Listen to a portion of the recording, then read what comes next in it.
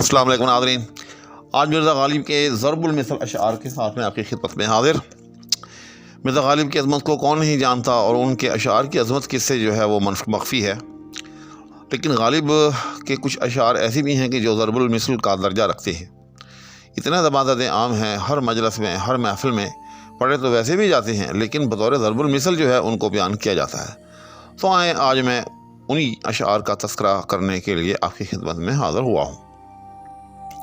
Video کو بلا تاخیر شروع کرتے ہیں، لیکن اس سے پہلے ہمیشہ کی طرح آپ سے التماس کہ اگر کوئی صاحب میرے چینل پر نیا ہوں تو براہ کرم چینل کو سبسکرائب بھی کر لیں، ساتھ میں موجود بیل آئیکن کو بھی پریس کر لیں۔ شکریہ۔ تو نمبر 1، سب پہلا شعر جو کہ بطور ضرب المثل جو ہے غالب کا عام طور پر محافل میں اور مختلف جو گیدرنگز ہوتی ہیں ان میں پڑھا جاتا ہے۔ نکلنا خلد سے آدم کا سنتے آئے ہیں، لیکن بڑے بے آبرو ہو کر تیرے کوچے سے ہم نکلے۔ چنانچہ جہاں بھی کسی کو بے آبرو ہو کر کہیں سے نکلنا پڑے، بطور خاص اگر کوئی محبت سے بے آبرو ہو کر نکلے تو اس شعر کا ریفرنس جو ہے وہ بالعموم دیا جاتا ہے، اور اس سے یوں سمجھ لیں کہ بات میں جان پڑ جاتی ہے، گفتگو کو 4 چاند لگ جاتے ہیں۔ کہنے والا اپنا مدعا جو بیان کرنا چاہ رہا ہوتا ہے وہ بڑے بھرپور انداز میں، بڑے زوراور طریقے سے جو ہے وہ بیان ہو جاتا ہے۔ تو یہ ہوا غالب کا پہلا شعر۔ شعر نمبر 2، ہم کو معلوم ہے جنت کی حقیقت، لیکن دل کے خوش رکھنے کو غالب یہ خیال اچھا ہے۔ چنانچہ یہ شعر بھی جو ہے غالب کا ضرب المثل کی سی یوں سمجھ لیں کہ اہمیت رکھتا ہے، یا ضرب المثل کے طور پر مستعمل ہے۔ یعنی جہاں بھی کسی چیز کے بارے میں جو کہنے والا ہوتا ہے یا جو سننے والا ہوتا ہے اس کی حقیقت سے لا علم ہوتے ہیں، اس کی حقیقت پر وہ عینی ایمان، یعنی جس کو ہم ایمان بالعین یا مشاہداتی ایمان یا مشاہداتی تیقن وہ حاصل نہیں ہوتا، تو پھر اس شعر کا سہارا لیا جاتا ہے کہ دل کے خوش رکھنے کو غالب یہ خیال اچھا ہے۔ تو اس طرح سے 2 شعر ہو گئے غالب کے کہ جو بطور ضرب المثل استعمال ہوتے ہیں۔ شعر نمبر 3، جان دی ہوئی اسی کی تھی، حق تو یہ ہے کہ حق ادا نہ ہوا۔ تو یہ شعر غالب کا میں سمجھتا ہوں کہ تصوف اور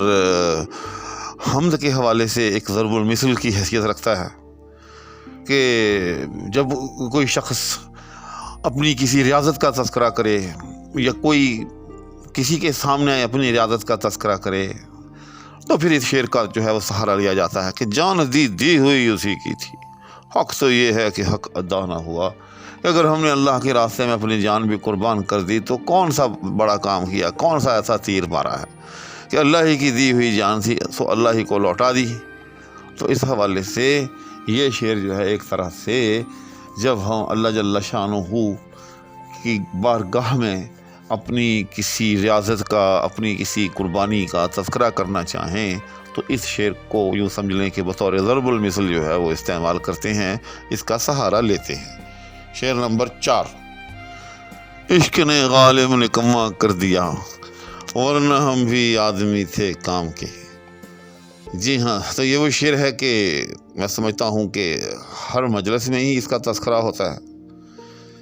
جہاں کہیں بھی کسی شخص پر اس کی قابلیت پر انگشت نمائی کی جائے، بطور خاص اس کے کیریئر پر جو ہے وہ یوں سمجھ لیں کہ کوئی اعتراض کیا جائے کہ بھائی آپ نے کیا کیا، آپ نے تو زندگی برباد کر دی، آپ نے نہ یہ کیا نہ وہ کیا، تو وہ صاحب آگے سے جھٹ بولتے ہیں کہ عشق نے غالب نکما کر دیا، ورنہ ہم بھی آدمی تھے کام کے۔ کہ بھائی دنیاوی جھمیلوں میں پڑے رہے، حسن و عشق کی کوچوں کے مسافر رہے، اس لیے ڈھنگ سے کوئی کام نہ کر پائے۔ تو بہرحال یہ شعر بھی غالب کا بطور ضرب المثل استعمال ہوتا ہے۔ شعر نمبر 5، عشق پر زور نہیں ہے یہ وہ آتش غالب، کہ لگائے نہ لگے اور بجھائے نہ بنے۔ تو میں سمجھتا ہوں کہ شاید دنیا ادب کے اندر اور دنیائے شعر کے اندر اور خاص طور پر دنیائے غزل کے اندر اس کا ثانی شعر شاید ہی کسی کو قرار دیا جا سکے، کیونکہ جہاں بھی عشق کا تذکرہ ہوتا ہے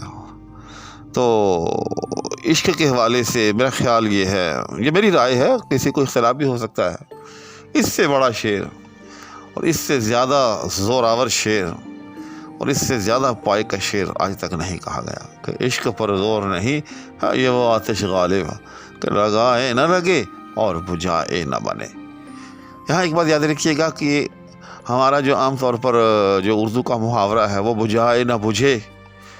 اس کا تقاضا کرتا ہے، لیکن یاد رکھیے گا کہ یہاں بجھائے نہ بجھے نہیں بلکہ بجھائے نہ بنے۔ جی ہاں، یہ غالب کی بڑی معروف غزل ہے، تو اس میں بنے جو ہے وہ بجھے کے معنی میں ہے۔ تو یہ ہو گئے 5 شعر۔ شعر نمبر 6، یہ مسائل تصوف یہ تیرا بیان غالب تجھے ہم ولی سمجھتے جو نہ بادہ خار ہوتا۔ تو یہ شعر بھی ایک طرح سے ضرب المثل ہے، اس حوالے سے ہے کہ جب کوئی صاحب بڑے پہنچے ہوئے ہوں لیکن کسی وجہ سے وہ یوں سمجھیں کہ چھپے رہے ہیں، چھپے رستم ہوں، یوں سمجھ لیں کہ جب کوئی چھپا رستم ہمیں ملے تو اس کو خراج تحسین پیش کرنے کے لیے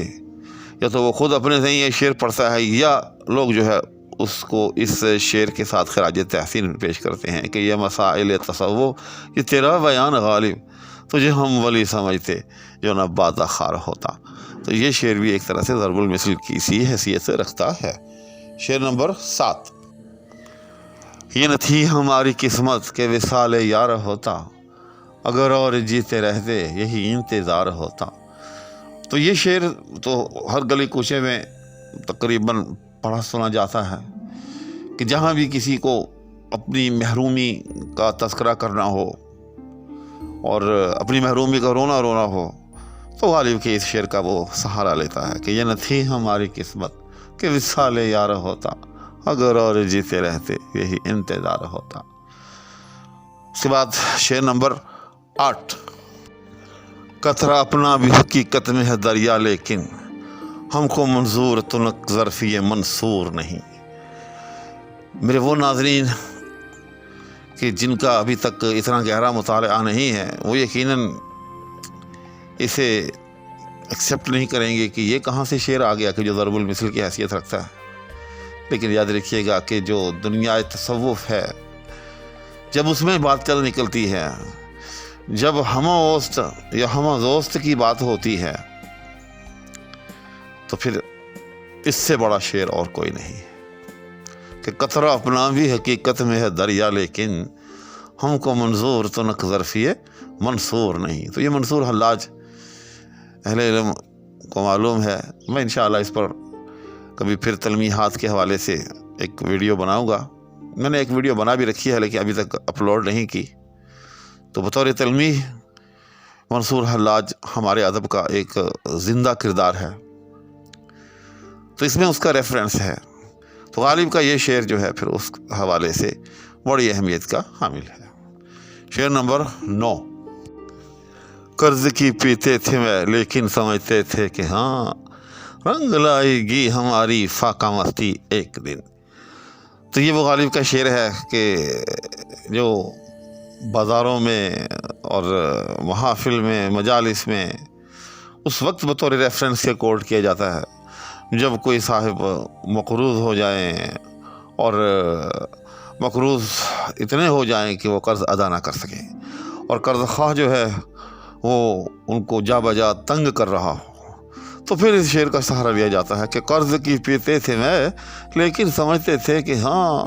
رنگ لائے گی ہماری فاقہ مستی ایک دن، کہ اب آخر ہماری فاقہ مستی جو تھی کہ پاس بھی کچھ نہیں تھا لیکن اپنی ضروریات کو بے دریغ قرض اٹھا کر پورا کرتے رہے، لہذا دل کے کسی کونے میں یہ بات معلوم تھی کہ یقیناً ہماری یہ فاقہ مستی جو ہے کوئی نہ کوئی گل کھلائے گی، کوئی نہ کوئی رنگ لائے گی۔ اس کے بعد شعر نمبر 10، چند تصویر بتاں چند حسینوں کے خطوط بعد مرنے کے میرے گھر سے یہ ساواں نکلا۔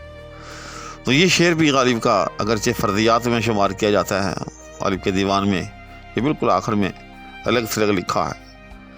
اور تو یہ شعر بھی ایک ایسا شعر ہے کہ جس کا سہارا لیا جاتا ہے کہ جب کوئی آدمی اپنی کسب پرسی اور اپنی بے زر و مالی، یعنی جس کے پاس کچھ نہ ہو، جس کا جیب، جس کے پاس یوں سمجھ لے کہ دنیاوی مال و متاع جو ہے وہ نہ ہونے کے برابر ہو، تو پھر اس شعر کا ریفرنس دیا جاتا ہے کہ چند تصویر بتاں، چند حسینوں کے خطوط، بعد مرنے کے میرے گھر سے یہ سانواں نکلا۔ تو امید ہے آج کی اس مختصر سی ویڈیو میں ایک بہت یوں سمجھ لے کہ علم کا خزانہ ہے یہ 10 اشعار ہیں جو بطور ضرب المثل کے پیش میں نے آپ کے سامنے کیے ہیں، تو ان کو پڑھ سن کر آپ کے علم میں خاطر خواہ اضافہ ہوا ہوگا۔ اسی کے ساتھ اور دعاؤں کی التماس کے ہمراہ آپ سے یہ فقیر اجازت چاہے گا۔ اللہ حافظ۔